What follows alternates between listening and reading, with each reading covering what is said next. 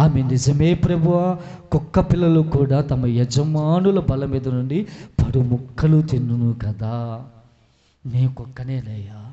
ఏమంటుందండి? తగ్గింపు మనసు. చూడండి, ఆ బిడ్డలో ఏం చూస్తున్నాడు? ఆ తల్లిలో తగ్గింపు జీవితం, విశ్వాసం. ఒక అన్ని రాళ్ళలో తగ్గింపు విశ్వాసం కనిపెడుతున్నాడు ప్రభు. మనలో అంత విశ్వాసం ఉందా ఈ దినాల్లో బిడ్డలారా? అంత తగ్గింపు ఉందా? ఎంత మీద సేవకుల మీద రాళ్ళు వేసేది, ఎంత మీద విశ్వాసుల మీద రాళ్ళు వేసేది, ఎంత మీద మంచివారి మీద రాళ్ళు వేసేది. మనలో తగ్గింపు స్వభావం ఉందా? ఆ తల్లి ఎంత తగ్గింపు స్వభావం. నేను కుక్కనేనయ్యా, నేను ఏరుకుంటా.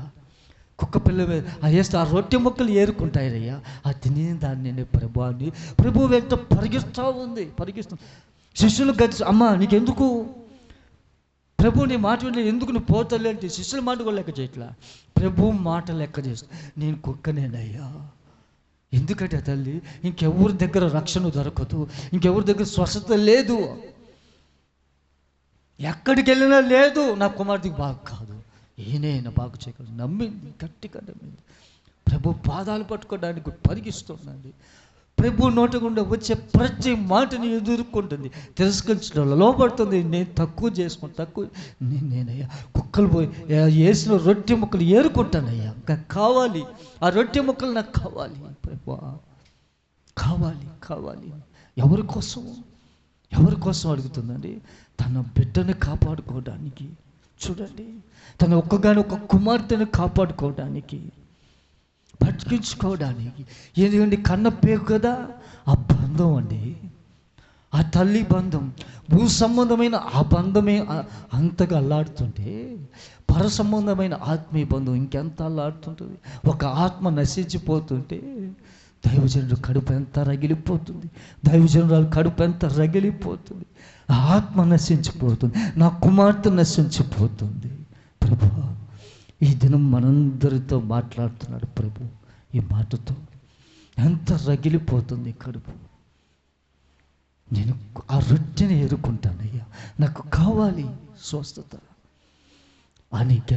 అని ప్రాధేయపడి ప్రభుని పాదాలు విడవక బతిమాలుకొని అడిగినప్పుడు తర్వాత ఏమనిచ్చాడు స్టేట్మెంట్, జవాబు ప్రభు 8వ వచనంలో, అందుకు యేసు, అమ్మా నీ విశ్వాసము గొప్పది, నీవు కోరినట్టే నీకు అవునుగాక అని ఆమెతో చెప్పాడు ప్రభు. ఆ మాట ఎప్పుడైతే అన్నాడు ప్రభు, నేను ఇంటికి రావాల పో.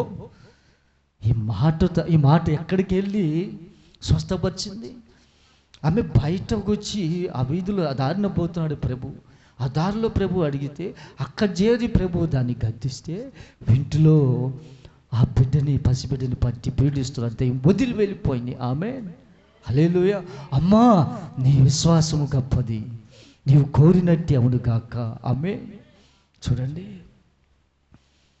నమ్ముట నీ వలనైతే సమస్తము సాధ్యం. విశ్వాసము ద్వారా అనేక కార్యాలు జరుగుతాయి. అబ్రహాము దేవుని మీద విశ్వాసం ఉంచాడు కాబట్టి అనేక జనములకు తండ్రి అయ్యాడండి, ఆత్మీయ తండ్రి అయ్యాడు. కాబట్టి విశ్వాసం ఉంచి ఉన్న ప్రతి వాడు ఎవరి మీద విశ్వాసం ఉంచాలి? దేవుని మీద. ఈ తల్లి ఎవరి మీద విశ్వాసం ఉంచింది? మనుషుల మీదనా? దేవుని మీద. ఈరోజు నీవు నేను ఎవరి మీద విశ్వాసం ఉంచుతున్నామండి? నిజంగా దేవుని మీద ఎంత శాతం ఈ తల్లి పరిపూర్ణంగా ఉంచింది? నువ్వు కార్యాలు జరిగినప్పుడేనా విశ్వాసం ఉంచేది?